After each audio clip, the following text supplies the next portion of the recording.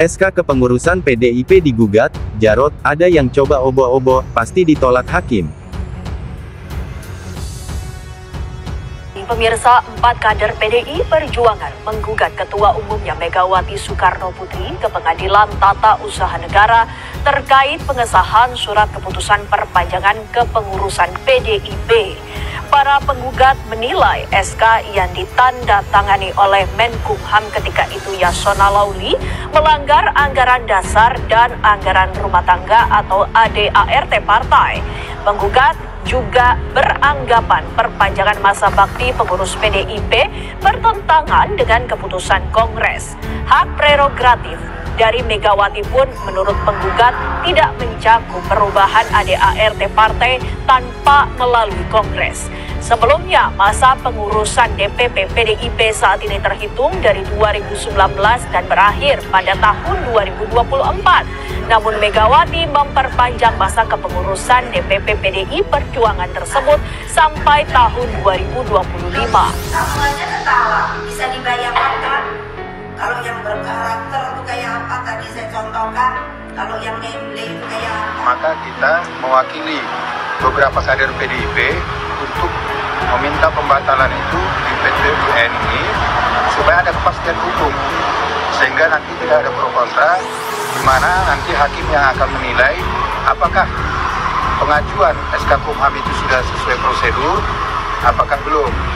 Jadi kita berharap kalau memang tidak sesuai prosedur, apalagi pada saat itu Menteri Hukum dan HAM masih anggota PDIP yaitu Yasona Lauli, maka kita minta supaya dibatalkan, sehingga semua calon kepala daerah yang diajukan PDIP ke KPUD supaya ditinjau ulang. Teman-teman saya, pertama-tama saya meminta maaf kepada Ketua Umum PDI Perjuangan Ibu Hajah Megawati Soekarno Putri beserta seluruh keluarga besar PDI Perjuangan seluruh Indonesia.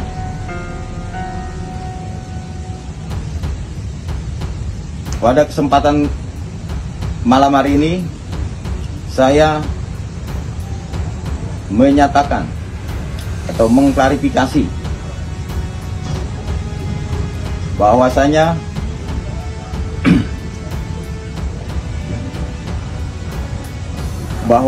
kami merasa dijebak dengan adanya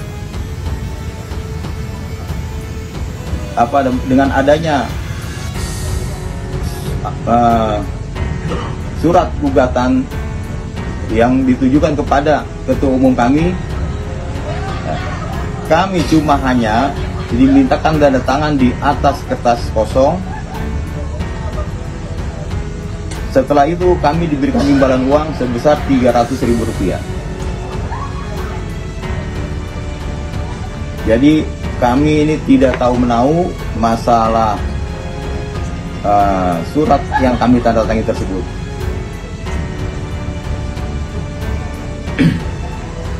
Dan semoga kasus ini menjadi pelajaran ke depannya agar tidak lagi digunakan oleh pihak-pihak yang tidak bertanggung jawab. Saya rasa itu yang saya sampaikan. Sekali lagi saya minta maaf kepada Ketua Umum kami, Ibu Hajah Megawati Soekarno Putri, beserta seluruh keluarga besar PDI Perjuangan.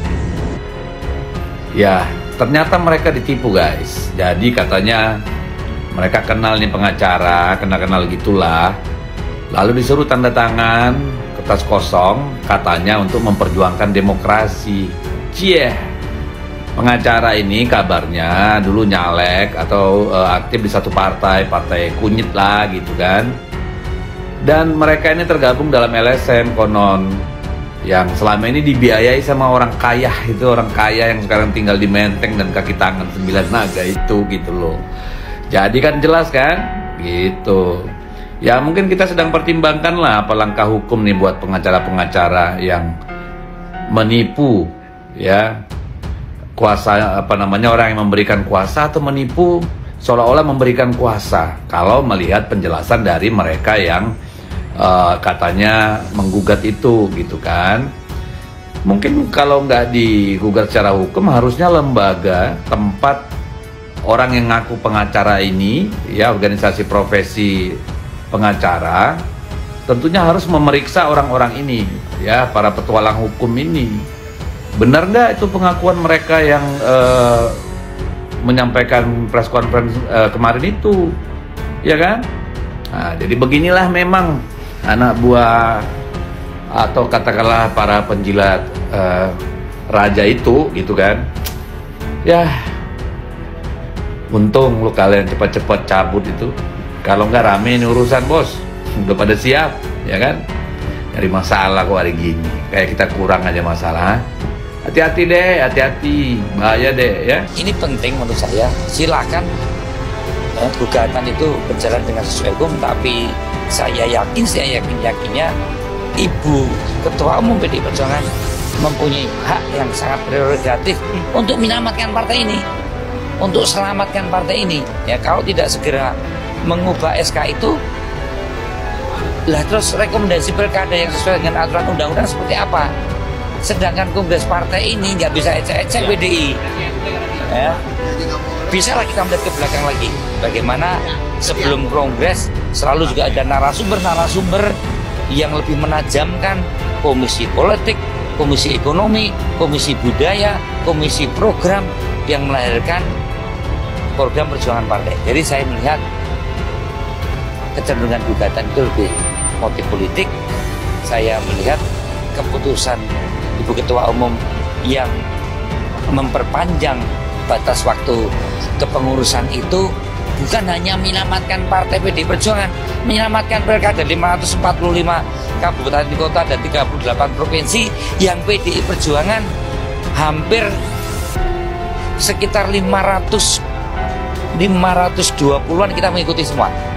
Dan itu sebagai fondasi dasar untuk bisa kita mendaftar ke KPU. Ini implikasinya panjang, mungkin mereka nggak pikirin. Dan kami tahu orang-orang yang ada di belakang mendorong proses ini, gitu ya, adalah orang-orang yang memang dulu bersama PDI Perjuangan, gitu. Dan mereka mungkin ingin melakukan langkah-langkah politik di ujung masa pemerintahan ini untuk mendapatkan kredit atau memang sekedar hanya untuk merongrong PDI Perjuangan. Tapi jangan takut, kami tidak takut. Tapi mereka yang ada di belakang itu yang harus takut, karena konsekuensinya besar dan kami pasti tidak akan tinggal diam. Oke? Ini murni politik, bukan persoalan hukum, tapi politisasi hukum. Surat keputusan SK tentang pengesahan perpanjangan kepengurusan DPP PDIP kembali digugat ke Pengadilan Tata Usaha Negara (PT-UN). PDIP meyakini gugatan itu bakal ditolak. Saya yakin dan percaya itu gugatan pasti ditolak oleh hakim, kata Ketua DPP PDIP, Jarod Saiful Hidayat saat ditemui di kawasan Menteng, Jakarta Pusat, Rabu, tanggal 25 Juni tahun 2025. Itu isu yang lama, ada yang mau mencoba mengobok-obok partai, kita hadapi, ungkap dia. Sebagai informasi, gugatan itu terdaftar pada tanggal 27 Maret tahun 2025 dengan nomor perkara 113-G/2025-Petun.jk. Tergugat dalam hal ini ialah Kementerian Hukum, dulu Kemenkumham, selaku pihak yang menerbitkan SK. Pada intinya penggugat keberatan atas penerbitan SK perpanjangan kepengurusan DPP PDIP. Penggugat menilai perpanjangan ini menyalahi